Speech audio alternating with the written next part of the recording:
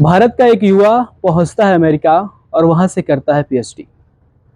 PhD करने के बाद वह शख्स कुछ दिन नौकरी करके जब वापस अपने गांव लौटाता है तो उस शख्स के घर वालों, आसपास और रिश्तेदारों में एक कौतूहल का विषय बन जाता है और सब आश्चर्यचकित रह जाते हैं कि आखिर वह शख्स जो अमेरिका जाकर पीएचडी करता है और वह वहां से वापस अपने गांव क्यों आ गया।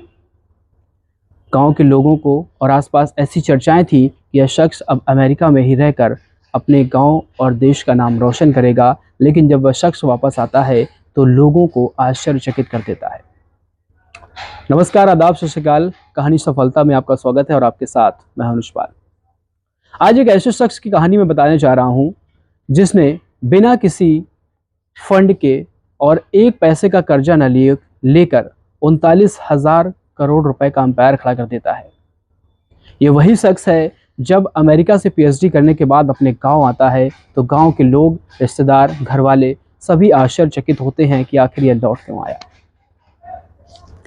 साल 1989 आईआईटी मद्रास में पढ़ाई करने के बाद यही शख्स अमेरिका जाता है और पीएचडी करता है। उसके बाद जब वह अपने गांव लौट आता है पीएचडी करने के बाद तो साल आता है 1996 और अपने भाई के साथ मिलकर अपने ही गांव में एक कंपनी की नींव रखते हैं जिनका नाम है सॉफ्टवेयर डेवलपमेंट फर्म वेंटेनेट। इस कंपनी की शुरुआत करी जाती है और उस शख्स के अंदर एक ऐसी जिज्ञासा होती है कि क्यों ना ग्रामीण क्षेत्र के युवा लोगों को सॉफ्टवेयर कंपनियों में काम दिया जाए। और इसी बात को गांठ बांधकर जब वह अपने गांव आता है तब 1996 में अपने भाई के साथ मिलकर अपने गांव में ही इस कंपनी की नींव रखते हैं। जिसके बाद साल आता है 2009 और इस साल में उस कंपनी का नाम बदलकर जोहा रख दिया जाता है। तो आप जान लीजिए आप कि आखिर जोहा वह कंपनी है जो 39,000 करोड़ रुपए के अंपायर की है और इसके सीईओ श्रीधर वेम्बू की हम बात कर रहे थे, जो अमेरिका जाकर के वापस आ गए और इतनी बड़ी कंपनी का अंपायर खड़ा किया। अब आप सोच रहे होंगे कि श्रीधर वेम्बू कौन है। दरअसल भारत का एक राज्य है तमिलनाडु, जहां से ताल्लुक रखते हैं श्रीधर वेम्बू।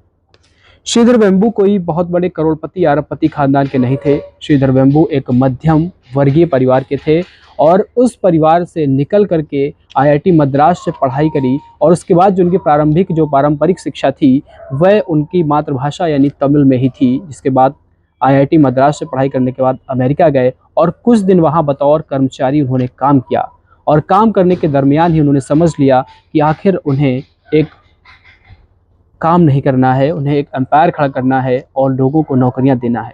श्रीधर वेम्बू आज उन लाखों युवा उद्यमियों के प्रेरणा स्रोत बन सकते हैं जिनकी आंखों में अपने एम्पायर को खड़ा करने की चाहत और ललक है। श्रीधर वेम्बू उसके बाद वहां से जब आते हैं वापस तो श्रीधर वेम्बू का जो गांव है तमिलनाडु के तेनकाशी है, इसी गांव में उन्होंने स्टैब्लिश किया था अपनी कंपनी को।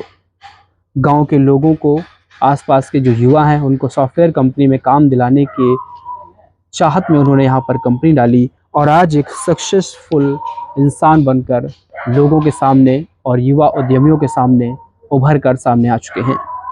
एक रिपोर्ट के मुताबिक $1 बिलियन यानी कि भारतीय मुद्रा में अगर हम बात करें तो 39,000 करोड़ का एम्पायर खड़ा कर दिया है। इस पूरे कहानी को लेकर आप क्या सोचते हैं हमें कमेंट बॉक्स में ज़रूर बताएं और हमारे पेज को लाइक, सब्सक्राइब और शेयर कर दें जरूर। धन्यवाद।